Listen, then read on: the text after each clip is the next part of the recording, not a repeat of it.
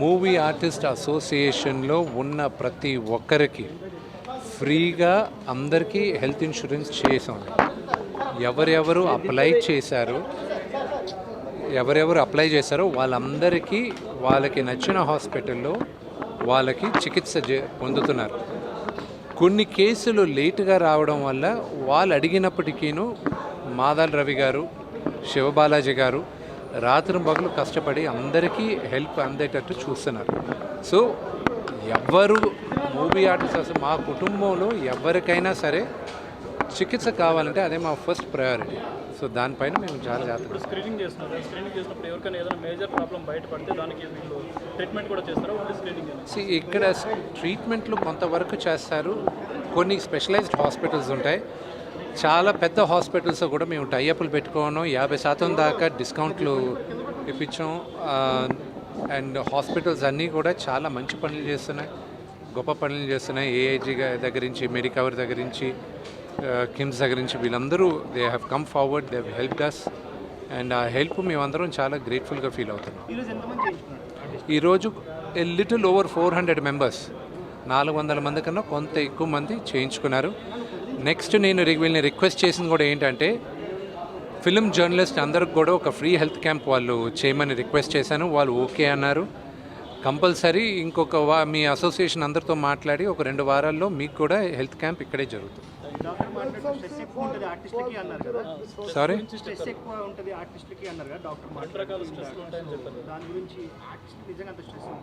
ఎందుకు ఉండదండి? ప్రతి ఫ్రైడే మా సినిమా రిలీజ్ అవుతుంటే మావన్నీ నోట్లోకి వచ్చేసి ఉంటాయి.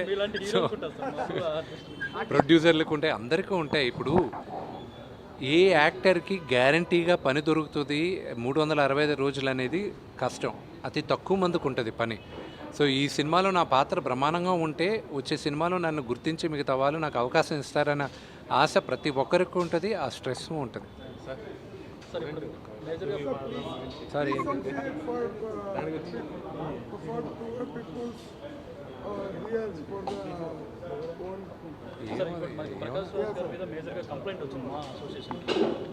ఏమండి మనం ఉండేది ఇప్పుడు హెల్త్ క్యాంప్ గురించి, దాని గురించి ఏమైనా ఉంటే మాట్లాడదాం. There is nothing I need to speak. దాని గురించి మాట్లాడేసాను. ఆయన గురించి ఎంతోమంది,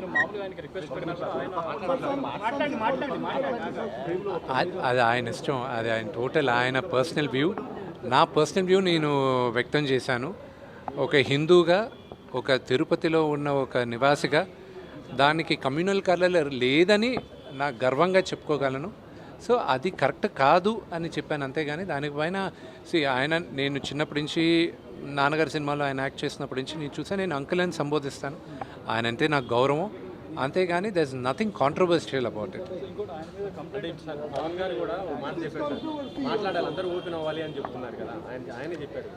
ఒకటి చెప్తాను, నటులందరూ అద్దాల మేడలో మేమందరం ఉంటాం. ఇప్పుడు నేను మాట్లాడితే ఒక వర్గం మీకు నచ్చచ్చు, అది మీకు నచ్చకపోవచ్చు. నచ్చని వాళ్ళు మమ్మల్ని ఈజీగా టార్గెట్ చేస్తారు, నచ్చిన వాళ్ళు మాకు అవసరం ఉన్నప్పుడు వచ్చి సపోర్ట్ చేయరు. అందుకే నటులు చాలా జాగ్రత్తగా ఆచితూచి ఆలోచించి మాట్లాడాలి కూడా. ఈ ఇష్యూలో ఇంటర్నల్గా ఎంతోమంది మాట్లాడున్నారు, కానీ బహిరంగంగా వచ్చి మాట్లాడితే ఎవరు మనోభావాలు దెబ్బతింటాయి అని కొత్తగా అందరికీ భయంగా కూడా ఉంటుంది. సో అందుకు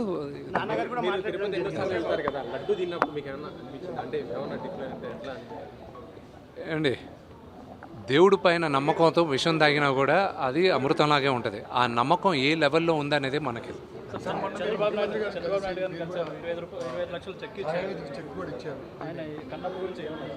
నేను కన్నప్ప గురించి మేము ఒక మేజర్ ఈవెంట్కి తీసుకొస్తున్నాం ఆయన రిక్వెస్ట్ చేసాం రావాలని.